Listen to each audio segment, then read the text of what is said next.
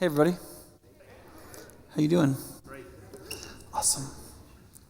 Glad the snow stopped for you. If you don't come here very often, the last sermon, this one, and some of the next one is going to be a different mode than normal. Normally, I preach right out of a Bible passage, but every once in a while we cover something that really requires a synthesis. And so you can't like camp out in Bible verses. Sometimes it doesn't even sound like a sermon when you preach that way, and I apologize for that. But there are some things we have to talk about that are synthesizing things, and this is one of those things. So, yeah, and the only other thing I want to say is I'd like to apologize in advance for the inadequacy of this sermon. The topic is extraordinarily difficult. I haven't found any sermon that I could just copy, or I definitely would have. And I would have told you, but I would have copied it. And so I just believe in the importance of the topic. And so I'm going to try to be a doctor and do as little harm as possible, even if I can't cure anything. So with that encouraging introduction, a lot of people feel like in society right now, people are really moving away from each other, that things are getting a little more incivil and we're not getting better at talking to each other. And Pew has done some research on this, particularly related to political views, and they found that there's actually a lot of truth to that. There wasn't a lot of difference between the median Republican and the median Democrat in 2004, which was Bush-Gore, if you're counting. But in the Bush-Obama years, so apparently there might be enough blame to go around, the country really has very much moved apart in the consistency of their political views and their animosity towards each other. Because when they asked them what is your favorability, unfavorability towards the people on the other side, people have dramatically increased how much they dislike the other side, see them as unfavorable, and actually the level at which people in the other party from each other think that the other party is a danger to the country is almost as high as it was generally unfavorable a few years ago. That's the world we live in. The question is, though, okay, so what are we going to do about this? If we're believers in Jesus, our identity is in Jesus first, is this going to separate us? Because we all have the same political views as they do. I mean, we're part of the people. We are the people that they interviewed, right? And is this going to separate us? And how are we supposed to respond to this? And what do we do about this? And how do we think about the church and society? And what are we going to do? One of the better books I've read on this is by Robert Benet, called Good and Bad Ways to Think About Religion and Politics, which is mercifully only 113 pages long. He kind of gets right to the point. And in it, he argues that there's basically two bad ways to think about religion and politics, or you could say religion and society more broadly. And one is called separationism, the idea that the two are totally separate. They should never talk to each other. They should be in different hemispheres. And the other is he calls fusionism. That is, that the two are so fused and melded together that you don't know where one stops and the other begins, and you get politicized religion and religionized politics. Okay? And his argument is that neither of those are good. Both of those are bad. And there is some evidence, for example, that Jesus believed that there is a level of separation between real biblical faith and the God that is, and our identity in him, and our identity as people in a country in which we live. And a lot of people who think about this have gone to this passage and said, Jesus said, give to Caesar what's Caesar's. He has a sphere and domain of authority, and give to God what is God's. God has his sphere and domain of authority, and you got to kind of keep those straight. And to a certain extent, they are distinguishable. They're separable. That's not a word. The definition of separationism or separation is basically that religion must be kept totally separate from politics and society. Now, it's important to add society there. I'm not just talking about politics. There are a lot of people who don't just believe that religion has no place in politics or even political thinking, but it has no place in society at all. Okay? And the problem with this is that almost no one actually believes that. What most people believe is what Benet calls selective separationists, which is that the people that don't agree with me need to keep their religion out of society and out of politics and out of everything. Now, to be honest, over the last 10 or 12 years, there have been lots of books written on this. And almost every single one of them, I'd be willing to say 95% of them, are written by very liberal Democrats saying that conservative Christians and Jews and people like that need to keep the heck out of politics and not say things publicly that have any relationship to their religious reasoning. That's just a fact. I'm not even saying they're wrong. I'm not saying they're right or wrong. I'm just saying it is a fact that the emotional pressure is moving in that direction. Now, you can go back to the 80s to like the Moral Majority and Jerry Falwell, and there were times where he would talk and it would sound like he thought that it was to be a Christian was to vote Republican. That's true. Of course, that was the 80s, which is a while ago now, okay? And so we shouldn't pretend like this is like, it's going both ways. It's not going both ways right now, generally speaking. And one of the things that people often don't realize is that if you go into the mainline theologically liberal denominations, there is almost no separation at all between their religion and their politics. In fact, I would say that they are suffering from absolute fusionism. If you doubt, just sign up for Wisconsin Council of Churches email. And they'll tell you exactly what they're doing. And all of it is advocating and coercing for policies. All of it. Okay? Not trying to be mean. You might not know that. That's reality. Okay? Now, fusionism, however, is the thing that we really have to deal with. Because most people recognize that though it is a benefit to keep the institutions of church and state fundamentally separate, to go from that and to say, therefore, we can somehow separate our philosophy from our life. That in reality, we can keep our faith and our politics or our views on society or our moral beliefs somehow separate, is to basically say we should all be intellectual hypocrites. Okay, that's not a coherent view. It's certainly not the desire of the founders or of the legal history of the United States. And generally speaking, the people who advocate for that, like the Freedom from Religion Foundation, it's just kind of mean. It's like to say, all of my thinking, because I can claim it's not religious, should count. And all the rest of the thinking of all of humanity through all of time doesn't count for anything anymore, because in some way it's somehow related to some kind of religious tradition. And I'm sorry, that's just flat demagoguery. Now, there's a lot of Christian demagoguery, but that is demagoguery too. That's all. Now, fusionism is when the two begin to meld together and you begin to get religious politics or political religion, and you don't know where the one starts and the other ends. Benet defines it this way. It's the belief that there is so much affinity between the central claims of the faith that a person holds and their favored political policies that the two are scarcely distinguishable. Right? Now, there's a number of reasons why Christians are sort of constantly in danger of falling into some kind of fusionism, right? Very intelligent Christians have fallen for this trap. For example, one of the most careful thinkers of the 20th century was a theologian called Paul Taylor, who I disagree with on a lot, right? I would not consider him and I in the same camp at all. But there's one point where he was writing and he said, socialism is the only possible economic system from the Christian point of view. Now, Tillich said a lot of really interesting things, and he was a very able philosopher. I think University of Chicago is where he taught, but that's really silly, okay? And you could just take out socialism and put in unregulated capitalism, and it would be just as silly, okay? And what that points to is something that Ben in his book, and I really like this phrase, and I think you should write it down, and I think you should learn to explain this, and I think you should use it at the water cooler. It's what he calls straight line thinking. Straight line thinking is essentially the belief that there is a direct, straight, uninterrupted line between your theological view or your faith and the political policy that you like. And therefore, anybody with half a stinking wit that agrees with you theologically should obviously agree with you politically or socially. It's the belief that there is a straight line between your faith, your views, and therefore the policies that you like. And it's boop, boop, boop. And therefore, whoever can't see that is either really illogical or probably just wicked. Right? Really understanding how public policy works and how politics work, how social views work, it's not a straight line.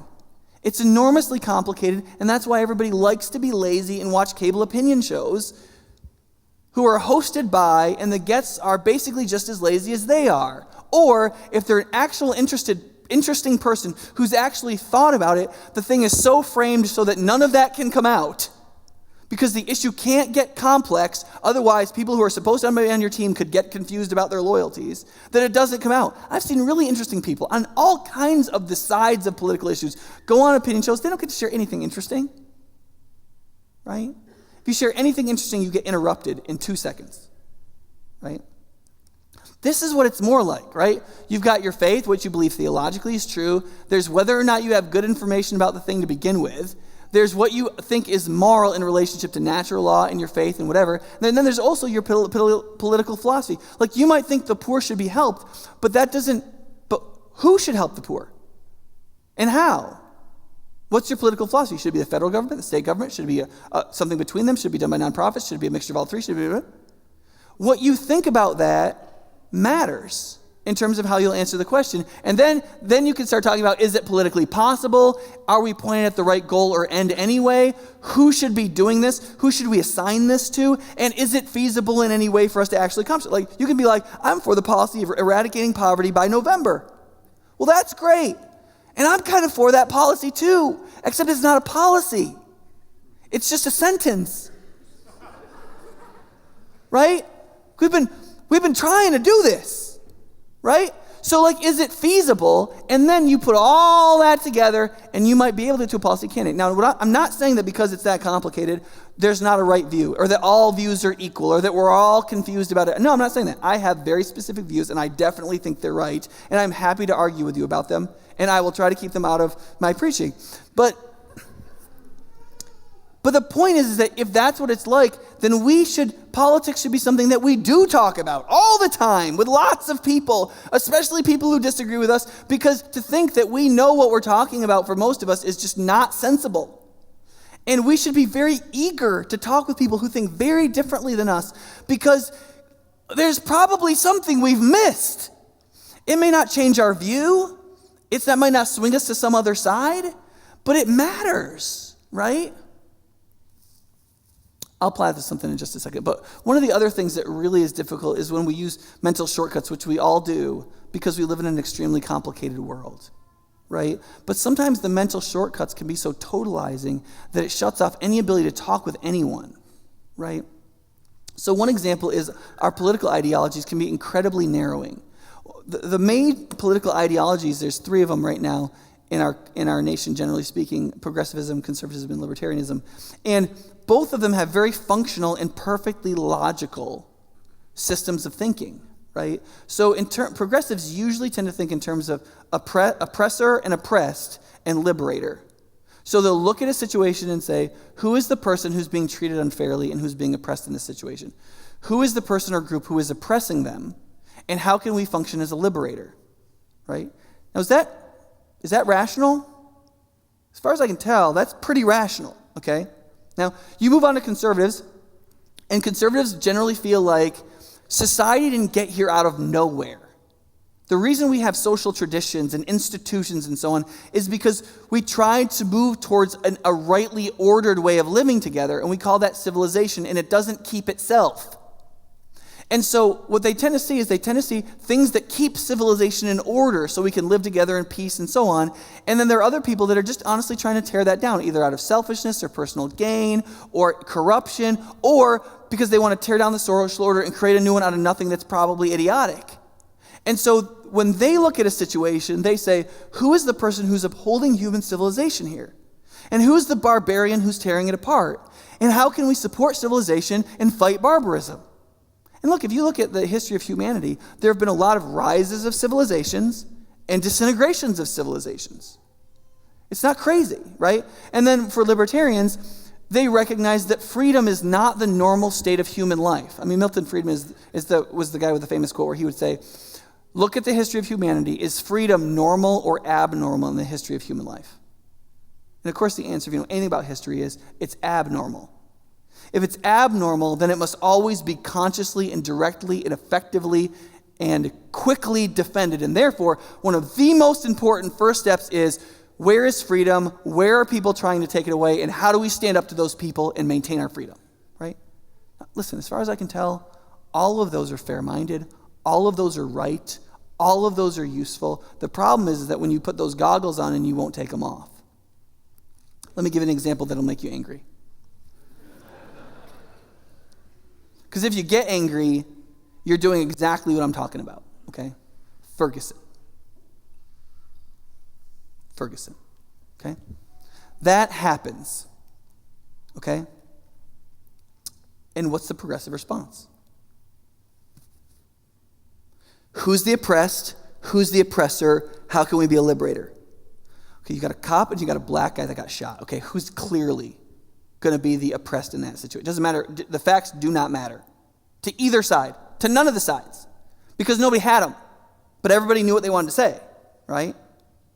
The federal investigation as to whether or not indict, we got word of that this week, okay? So clearly it's going to be the African-American guy who got shot is the oppressed person because he's dead, right? You've got the cop, the guy who has the power, that's clearly the oppressor and everybody related to him, and therefore how can we be a liberator? We need to come in and seek justice in this situation for his individual life and to change the system, right? It's perfectly rational, right? Conservative looks at that and what do they see? They see a civilization upholder who has a very difficult job, who it's his job to create rule of law and enforce the rule of law. You have this enormous guy who was like 300 pounds, whose name was Big Mike, who allegedly grabbed the guy's gun and tried to kill him with it, right? It's very clear what we have here, right? We have somebody who upholds civilization, we have a barbarian, and we need to come in here and uphold civilization and work against the barbarism, right? And then the libertarian, like I'll use Eric Garner for this one. You talk to libertarians, you know what they say? Why are we arresting these people to begin with? Right? Like, we arrested somebody because he was selling cigarettes and he wasn't paying the incredibly exorbitant New York State tax on them, which created a black market, and they should have expected that, and then we don't write a ticket for it. I've talked to police about this. They're like, why we aren't writing tickets for that? For it to get litigated. Why we have to take these people into custody? Because the minute you're a cop and you take somebody into custody, bad things can happen. It's just flat, it's just a fact. It's just a fact. The minute you have to take control of somebody, people can get killed or hurt or injured or maimed or become disabled or have their dignity destroyed or whatever. There's nothing more undignifying than getting arrested, right? Libertarians are like, why should we be coercing this? Why should we be that hard-handed? It's the hard-handedness of this whole thing. It's taking people into custody and litigating how many cents you can charge people on cigarettes. That's the problem, right? Are they all right? I don't know if they're all right, but all of those views are perfectly rational from within the shortcut. And here's my deal. Listen, use all three of them. I think they're all three valid. I think when you hear a story, I think you should pull all three pairs of glasses out and look at with the progressive one and go, well, that's interesting. And then put on the conservative one and go, yeah, civilization doesn't keep, okay. And then put on the libertarian, who's coercing who. I think that's very helpful. But metaphors are there to be used to produce understanding. What they're being used for generally is to divide people on who's on what team and to stigmatize people who aren't on the right one. Now, religious shortcuts are just as bad. And we have lots of them. You talk to Christians who straight line think their political views, and if you talk to a progressive, they've got their Bible verses, right? They've totally got their, and I like these Bible verses. Like, I think that they're great. And they might teach those things, right? And so God believes in preferential treatment for the poor. There's tons of verses on the poor getting their due and being treated well, right? That's right. That's in the Bible. They didn't make that up and go, oh, I put this new verse in Deuteronomy, right? And like God wants us to love all people. Like we probably can agree on that without a verse even, right? And that God sets the captives free. That God is a liberator. Like it's a huge part of the story of God, right? The story of God kind of starts with the story of redemption. Kind of starts with the Jewish people being slaves and being liberated by God, right? And then God wants it on earth as it is in heaven, right? Like Jesus says, hey, when you pray, say, God, oh, that it would be on earth as it is in heaven, that your reign. Well, are there going to be poor people in heaven? No, there's not going to be poor people in heaven. Are there going to be racial tensions in heaven? No, there's not going to be racial tensions. Are there going to be, right? Is there going to be unemployment in heaven, a lack of a dignified use of our ability to create and care for? No. And so, should we try to make a utopia here on this earth? Well, that is one way to take that verse. I think it's the wrong way personally, but it is one way to take that verse.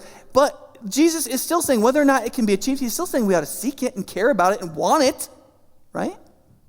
But then, listen, you take your hat and your umbrella and you go over to the conservative side of the room, and they got plenty of verses too, right?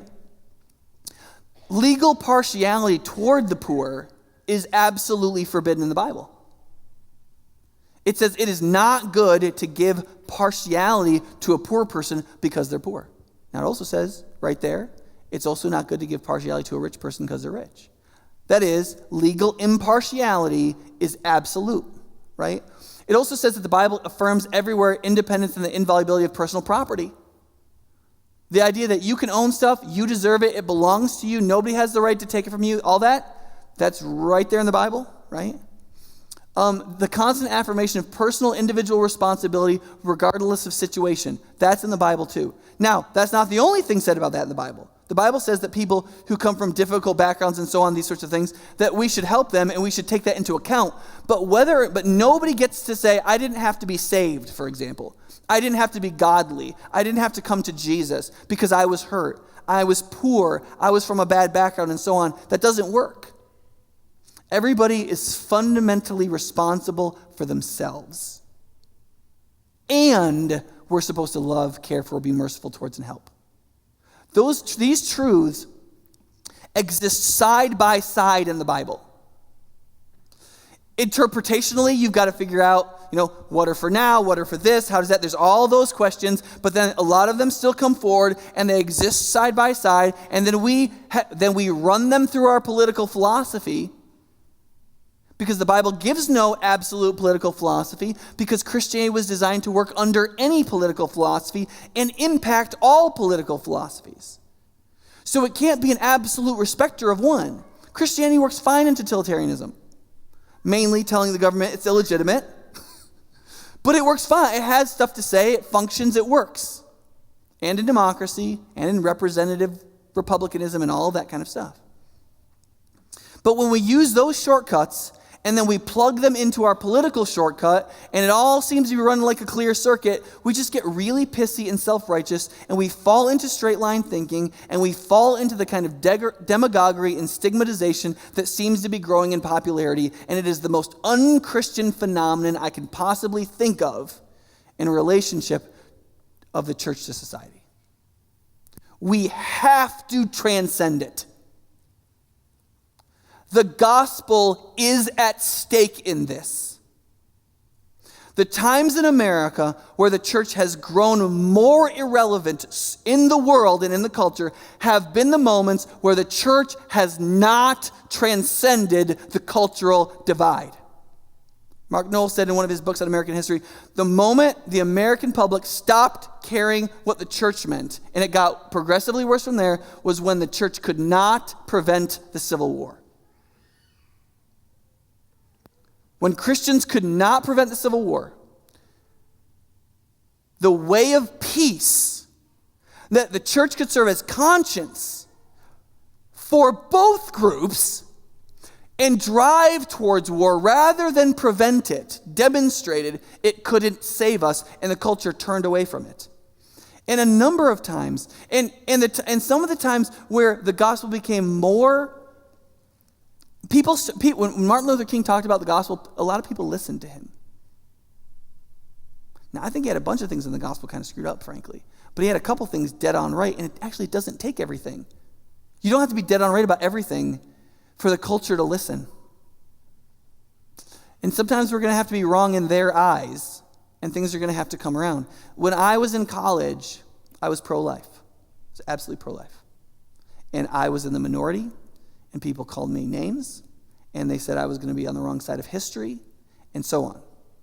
And now the majority of Americans, especially the young, are pro-life. Because honestly, it doesn't matter what the issue is. Who cares? Listen, I have conservative friends that think I am way too liberal economically because I don't believe you can have a completely unfettered free market. I just don't believe that works, right? And they think that I'm like a Nazi, right? I don't care what they think. I just go, great, what's the argument? Why do you think that?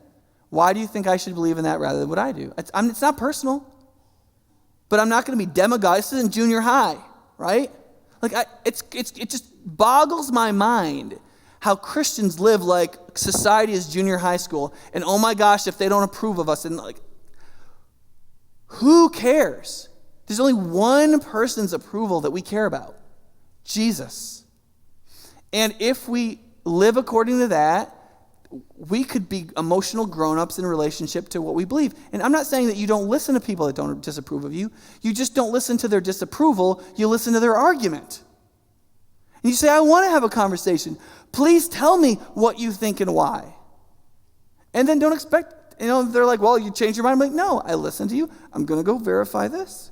And I'm also going to talk to other people because you're not my priest, politically speaking. Okay, we need to move on. One of the things that we don't also realize is that you're fighting biology on this. Think about how tedious it would be if every time you took a breath today, you had to think this through. Now, I could take a breath, a really full breath, or I could not take a breath at all and die, or I could take technically an infinite number of mediating relative breaths of various sizes. Which one should I do? There's an infinite number of possibilities.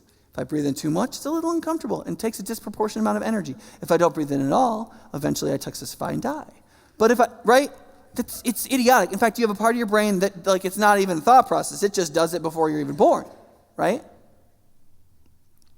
But your whole brain works like that. That's how our minds work because we live in an extremely complicated world. And so what your brain does is it lets you make a decision 3 times and then it locks it in as a habit. So you don't have to think about it anymore, right? For example, do you remember put your shoes on this morning and tying them if you have tying shoes, right? Now you might, and if you think about it, you might go,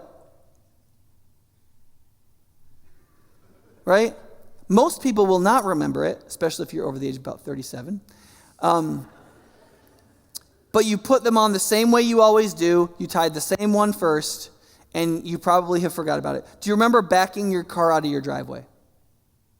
Right? You might if you think about it. Most people don't. You can recreate a video because you've done it enough times, but it may not be this morning's video. Why the heck would you record that? And why do you need it? Your brain doesn't. Your brain's always trying to save energy. It's 4% of your body mass and uses up 20% of your energy. It's always looking for shortcuts, and it does that in your thinking too. So if you think, for example, in a conservative pattern a number of times, and whenever something new comes in, you think in a conservative pattern. You go, civilization, barbarism, I choose civilization, not barbarism, right? After a while, you're not thinking anymore. The thing that come in cues a mental habit. It works automatically and makes a decision. You didn't think. You thought, you didn't think. Not really. Because it's a mental habit. So we do straight line thinking. We have these mental shortcuts. Our brain codifies them in habits. And we don't realize it, and no wonder we all hate each other's stinking guts. But the gospel is at stake. We have to transcend this. We are not just animals. We are spiritual and rational animals that God created in his image, and we are meant to live a life of love and truth and wisdom, and we can and we will transcend this. Okay? So if we don't want to think simplistically, is there a way we can have something that if we think on it, we can think simply, and it can frame some of these thinking processes so we don't go crazy with the complexity of life? And so this is the definition that I think we can work from, and that is, it has 5 parts to it, right? What are we as the church and society? We are ambassador exiles, witnessing and embodying the redemptive message of Christ applied to the creation mandate for the sake of goodness and peace through pursuing justice and righteousness. Okay? Has 5 parts. We're ambassadors and exiles. That is, we are fully residents of this city, but we're exiles because we actually are citizens of somewhere else. We're going to live here. We plan to live here. We're fully invested here. This is our community. This is where we're going to marry off our kids and plant our apple trees and so on. And this is our home. And we live for the peace and prosperity of the city, but we do have ultimately a different identity. We're exiles. But we're not exiles judicially. God didn't send us here to punish us. We're exiles with a purpose. We're ambassadors. We have a message. We live in the city of man to speak. Right? We do it by witnessing and embodying. Listen, I know there's lots of people who say, preach the gospel always and use words if necessary. And I show people that I'm a Christian by how I live. And you definitely show people that you don't listen to the Bible by how you live. Because because one of the most fundamental things we are is a witness, an ambassador, a sharer of the message that we live in the city of man, but we were meant to be a citizen of the city of God. And that Christ's death and resurrection has created a way in which we can live fully in and for the city of man, because we were created to live in creation, and we can do that according to God's creation of us, but we were meant to be redeemed by and for the city of God, and that is the message. And then we show people that we mean what we say. We embody it with real examples as a community together and as individuals wherever we go. That the redemption that comes in Christ can then be applied to every action of our earthly lives. Because God didn't create us first for redemption. God created us first to live in this earth and to be his image bearers in it, and to bring out its creative potential and to be its shepherd as we fill and subdue it, like it says in Genesis 1. And then when we screwed that up, he redeemed us so we could be what we were meant to be and belong to him, and to be that forever in his kingdom. And what that means is that he doesn't just redeem us from our sins. He always does that first. But he redeems us for a re-embracing of our creation mandate, what we were meant to be as humans in the world and with each other all along. We're to be together, and to do that, to seek goodness and peace. That word goodness in the Old Testament is often translated uprightness. And here's the important point to think about this, because you're like, well, no duh. Yeah. Here's the thing you need to realize about this. Our success in this is not the reason we do it. We are going to fail. Our attempt to live in such a way so that it can be on earth as it is in heaven. Call it a utopia, call it whatever you want. Call it the way things ought to be. We are going to fail. The Jesus who said, when you pray, say, let it be on earth as it is in heaven, could turn around a couple chapters later and say, you will always have the poor with you. And he could say both of those things, and he can mean both of those things. And the reason we fight and live and sacrifice for goodness and for shalom, for peace, is not because we're going to succeed. It's because we are citizens of a place, and we know of a place, and we're part of a place in a kingdom in which that has always been true and will always be true, and everybody is invited toward, and that's what reality is, and we will live toward it no matter what happens. It doesn't matter what happens. Because it's who we are, and it's what we believe in, and we know we're going to fail. In fact, Jesus just about explicitly told us we would. And it doesn't matter. Because what does he say in the sheep and the goats in Matthew 25? He can say, you'll always have the poor. And then he says, whatever you did for the least of these, you did to me. Did you cure poverty? No. But was the image of God in every poor person? And so that everything you did towards the image of God, that image of God bearer, you did to and for Jesus. That is, you participated in the kingdom of God. You followed the king. You acted toward the thing that was valuable to him. You did what was right, good, true, and beautiful. And of course you failed. Jesus was trying to convince us all to follow God, and God planned his failure into it. So is ours. Our failure is planned into redemption. We fight the long defeat, to quote Tolkien. And do you know what happens? Do you know what's formed in long defeats? Incredible character and camaraderie. Which is a good thing. And we do it through justice and righteousness. That's what we're pursuing. You can't pursue peace and goodness. You pursue justice and righteousness. There's a number of books out. Well, there's one in particular, Keller's book, Generous Justice, where he says these two words are very related, and they're almost the same thing in the Bible. And we need to give people their due, both in terms of justice and righteousness. I don't fully agree with that. But I do agree with why he says that. The reason he says this, he says, listen, because I don't want Christians to go away thinking that justice is mandatory and charity is optional. So being merciful and charitable and being sacrificially generous, that's optional. You might be good at that, you might be bad, it's no big deal. But what you really need to do is make sure people get basic justice, right? that they get their due under law. They're treated impartially and fairly. Okay. And his point is, he relates to because he says, in the Bible, they're both mandatory. Doesn't matter if they're the same, doesn't matter if they're different. They're both mandatory. Christians are commanded to participate in making sure people receive justice. We're also commanded to be merciful, and we're commanded to be compassionate, and we're commanded to be generous.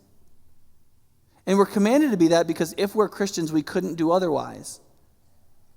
Because when Jesus gives everything for you, you can't really give nothing for him. And you can't give directly to Jesus.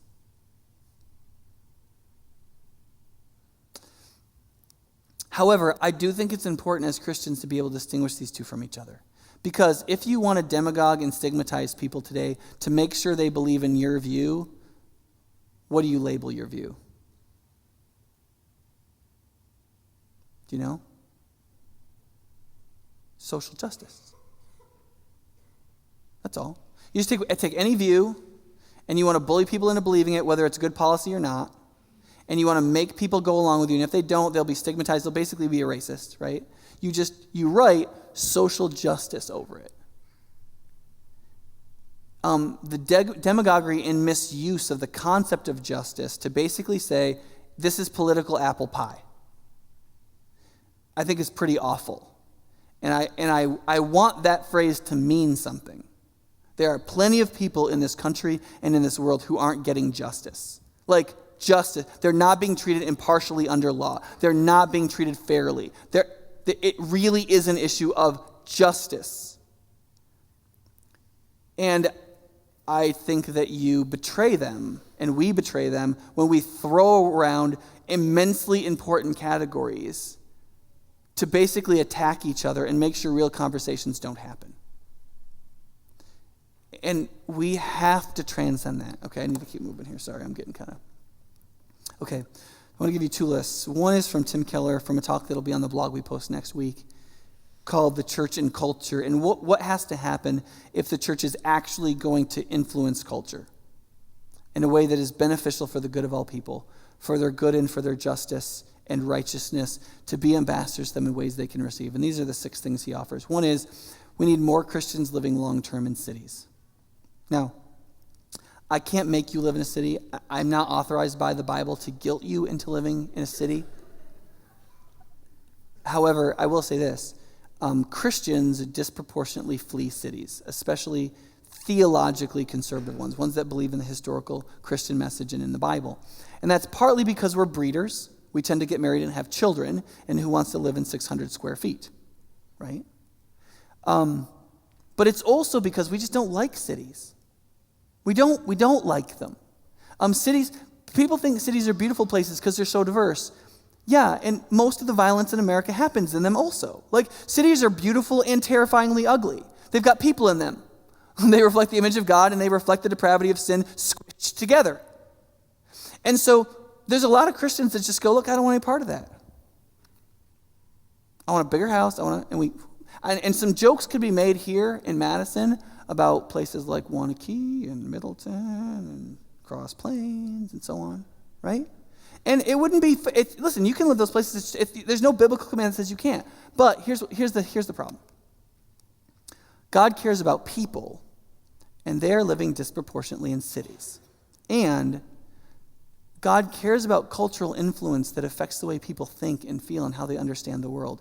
And culture is formed in cities. And when we disproportionately live out of them, we disproportionately lose our influence. And I'm not saying that we have to do some kind of underhanded infiltration. All you have to do is be a Christian, live in the city, and take a job.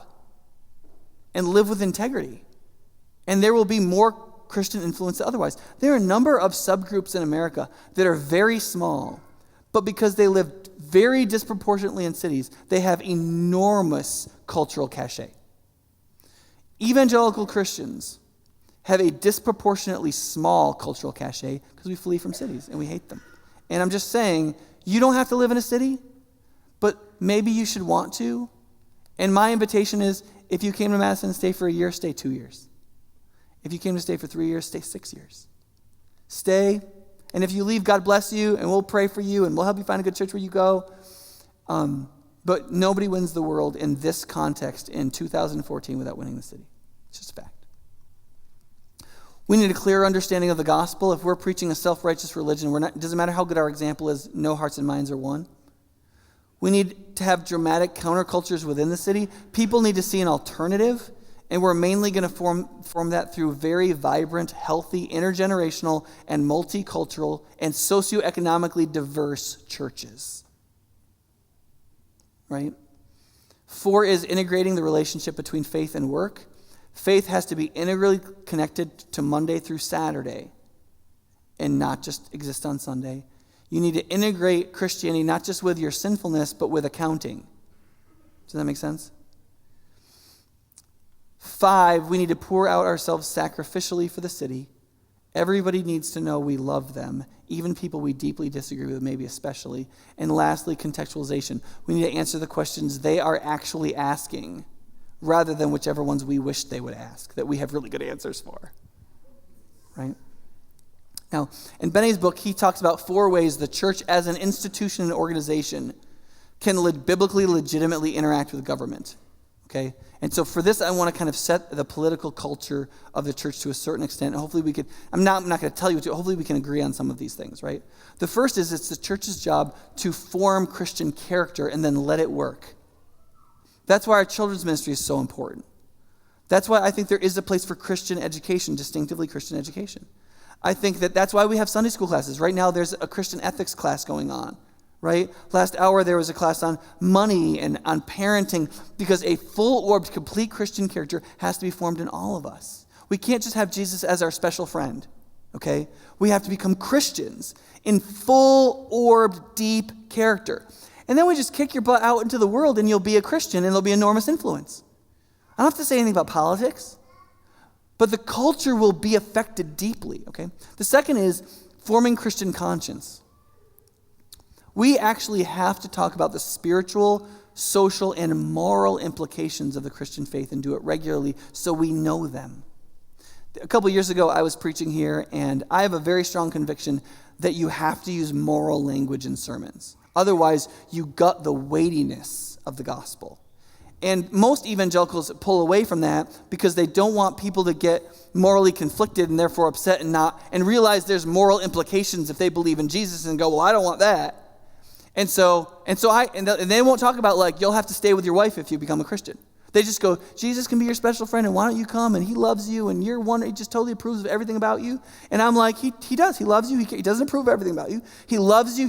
And he's going to redeem the mess and blah, blah, right? And there was a girl who came up to me, very devout, evangelical, going to Moody Bible Institute, like 21 years old. And she's like, listen, I'm very uncomfortable with the way that you talked morally in your sermon because, there's a lot of people that think Christianity is all about self-righteousness and stuff. And, when you talk like that, you're not inviting them to a relationship with God. You're moralizing, and I just don't think that's helpful. And I'm like, listen, thank you for sharing with me, right? And you know what? Maybe I thought that way when I was 21, okay? Sorry, that was condescending a little bit. Christian faith is moral.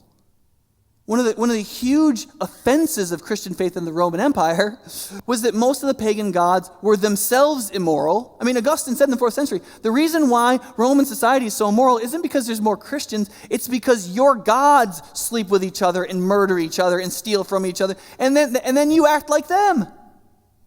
The offense of Christianity is that our God is absolutely righteous and absolutely holy and says, listen, you're going to be different morally, because you're going to reflect my character. And you can't do whatever you want when you do that. And that may make people feel uncomfortable. I don't care.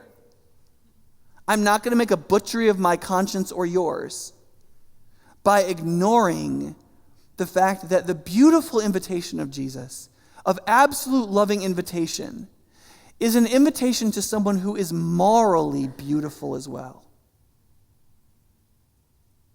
Forgiveness is a moral category. Love is a moral. You must love.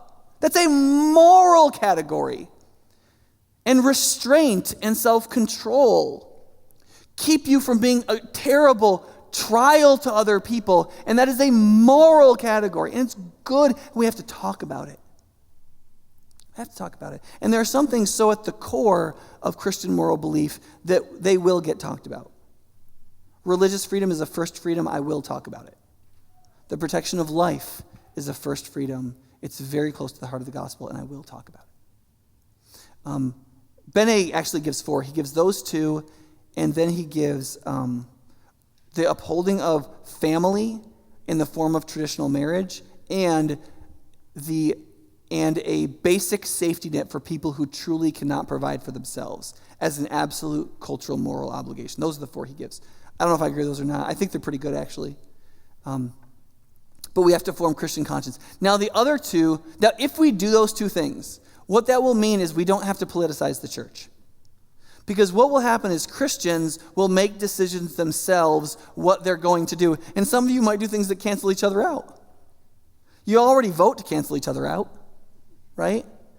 But what happens is Christians will then go out with their skills and expertise as lay people outside of the local church and work for things that they believe are good through organizations they will create or in the culture in which they are.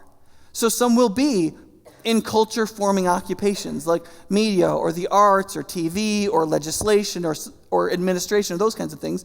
And there might be some direct applications. But then there'll be other things like CareNet. Like, I'm not going to run a crisis pregnancy center. You don't want me doing it. I can't do it. But people who, because of their Christian conscience and character, believe somebody has to do something about it and they will be that somebody, can go and do it. And we can help them, but would not be it. Alliance Defending Freedom is a group that I really like. Almost all of the religious freedom cases that have been won in like the last 9 or 10 years have been won by that group.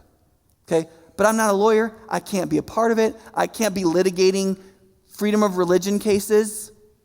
I got other stuff I have to do. That's not what the church, the local church, is supposed to be doing. Another one is Evangelical Environmental Network. These are basically evangelical greenies. And they're like super into like the environment and creation care and sustainable farming and blah, blah, blah. Which I like all that stuff. Right? I save my own rainwater. I am so into conservation and sustainability. I love that idea and I want to be part of it, and I am part of it personally. But I'm not starting that organization and I'm not running it. The Christians who that's their thing, that's the thing they're so drawn to, that's the effect on the creation mandate they so want to have. And I'm going to be like, awesome. And if you say, okay, Nick, will you tell everybody to be in my group? I'm going to be like, no. I'm going to preach for Christian character and conscience, and some of them will be pricked in conscience towards what you're doing. But other than that, you just need to inform everybody else, and maybe they'll do something in their life that will lead towards that end.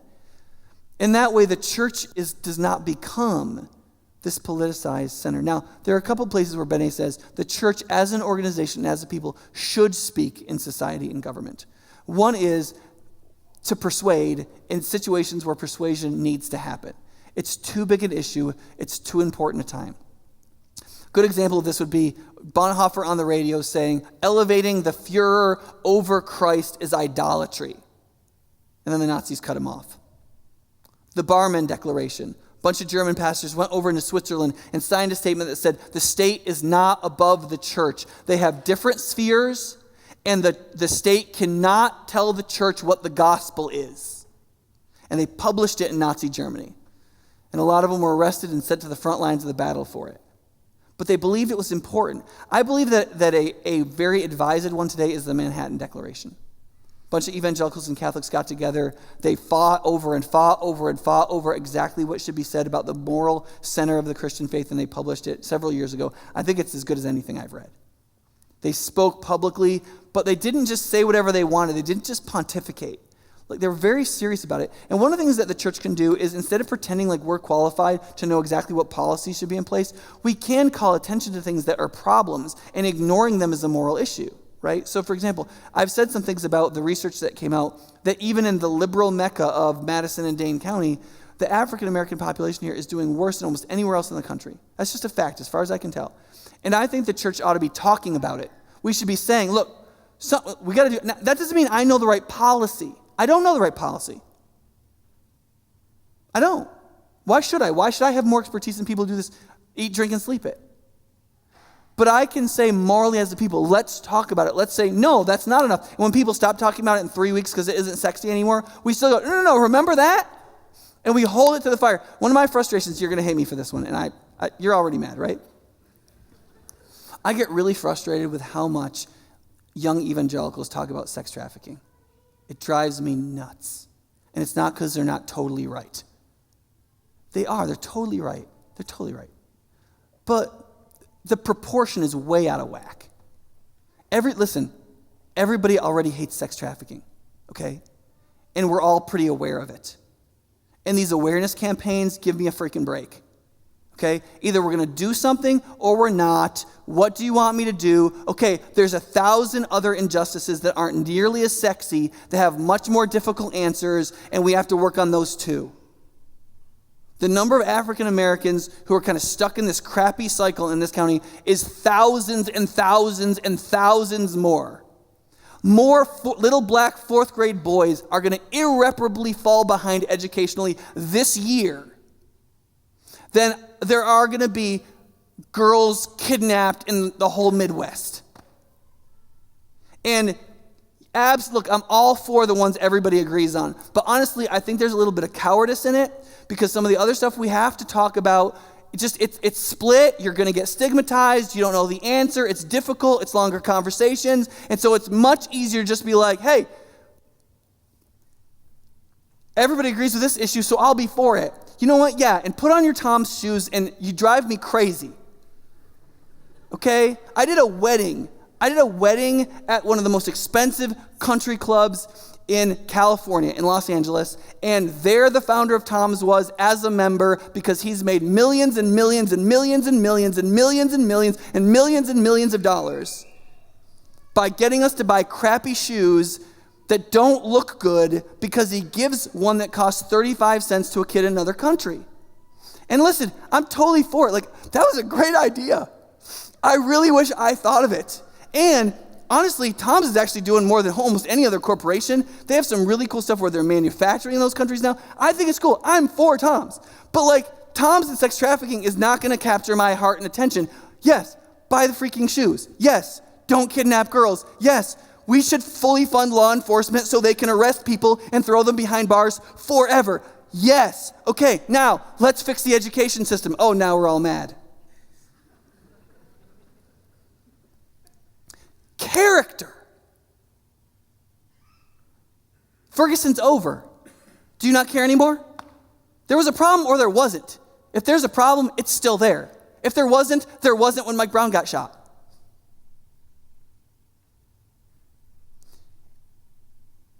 The media does not set the timing of our conscience, right? And sometimes the church has to say, hey, remember that conversation we promised people we were going to have, and now it doesn't fit the news cycle anymore, so we stopped? We're not done, right? You have to do it with your kids. Why not the whole culture, right? And then lastly, there are moments of direct public coercion. Now, I think these should be really few and far between, but there are opportunities for disobedience and protest and boycott and that kind of stuff. Now, there's some times where Christians boycott things and you're kind of like, what? Really? Why that? Right? When I was in Florida, there was this flap in super conservative Christendom where Ford had advertised in a gay magazine, right? Because of this like incredibly strange idea that they would want gay people to buy their cars, right? And there were a bunch of Christians who were like, we need to boycott Ford. And I'm like, listen, if I get a chance to buy an F-150, I am buying it, okay? But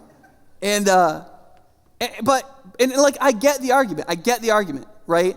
To stop dissonant voices that you believe are harming society, you have to go after their funders. For publications, those funders are advertisers. And so if you want to see a dissonant voice defunded, you have to go after their advertisers. Okay? Political progressives do this all the time, and I've heard talks of political conservatives now doing it too, where they're intentionally going after sponsors so that people who have radio programs or whatever will lose their funding and go off the air. Okay?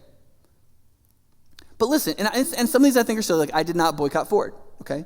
However, I did not judge my secretary who did, who wasn't up for buying a car anyway, honestly. But anyway, right? But I didn't judge her. That was her conviction, and we had a little argument about it, and I said I probably wouldn't boycott Ford, but I wasn't going to buy a car anyway, so who cares? And that was it, right? But like, I would not say the boycotting of the Montgomery bus system in the 50s was idiotic. That was almost entirely a Christian action, right? And it changed a fundamental form of segregation in the bus system. Like, that was a good boycott, I think. Like, I'm for that. I was like, yeah, right? The difficulty is like, what do we when would you use this? And I think that the church is often found to be more ridiculous than shrewd when we do use this power. Because you're going nuclear. And if you're going to do that, it better be a really good reason. Let me give you an example that'll make you mad. I think the Divest from Israel campaign is really ill-advised. I know it's kind of sexy on some college campuses right now. I think drawing a moral relationship between Israel and apartheid is beyond out of relationship with the facts of what actually happens in Israel, okay?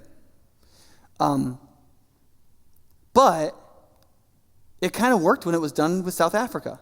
Like apartheid was terrible, and there was disinvestment that was done and boycotting and so on, and it really helped speed up, as far as I can tell, the breaking up of apartheid in South Africa. So, the thing is that these come down to judgment calls.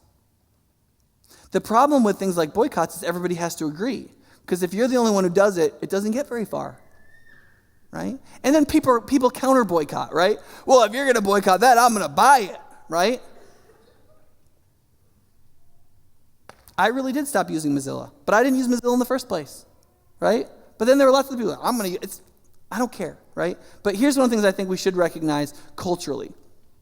Whenever we make public statements and whenever we use coercion, Benet says this about this, and I think it's very helpful. He says, too many interventions suggest that the church has special competency in these worldly matters, which to most, it patently does not.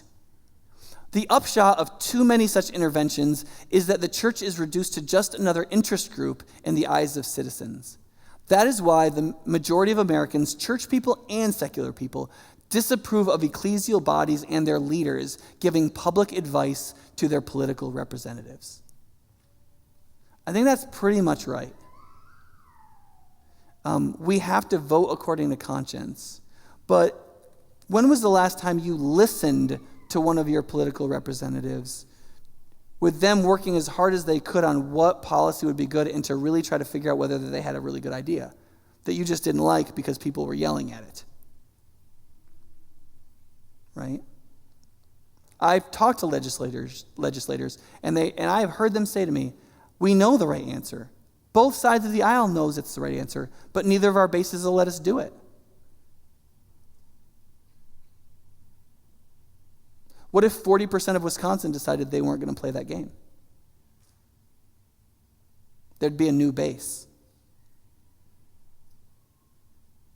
Evangelicals have a really ugly history over the last 20 years of being captured by political movements. Both conservative and now, particularly among our younger people, liberal. The capture is really silly. And we need to go beyond it, and we need to transcend it. And I think if we understand ourselves as ambassador exiles, here to witness and embody the redemptive message of Christ in its relationship to reviving the creation mandate for the sake of goodness and peace through pursuing justice and righteousness, we will have a framework out of which to think and discuss and talk and act that will lead towards humility, civility, honesty, learning, growth, and it will be a compelling example to the people we live around. And make no mistake, I absolutely believe the gospel is at stake in this. And the culture's ability to listen. And frankly, this is an issue of personal holiness. Whether or not we will be godly. Whether we will believe the gospel more than our political ideology or social ideology, allow it to be consistently judged by the pages of Scripture, and be open to actually being corrected and to offer to inform those who are around us.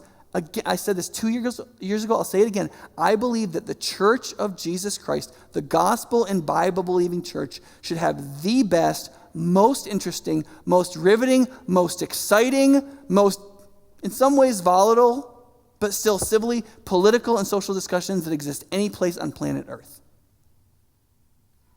And I have seen some happen here, like the 5 hours we talked about gay, lesbian, transgendered, bisexual issues in the discussion we had after one of the last sermons we had last year, and hopefully in a couple weeks when we have one about this.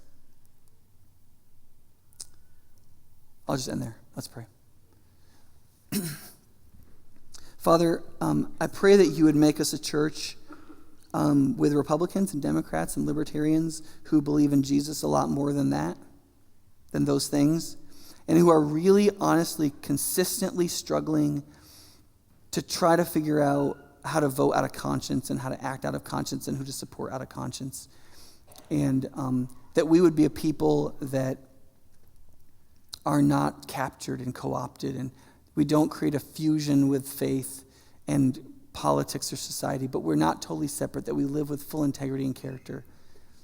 And that we as a church build up people with so much Christian character and conscience, we just about never have to do anything else related to politics or society. Because we as the church, individual in all of our lives, are integrated enough that we just do it.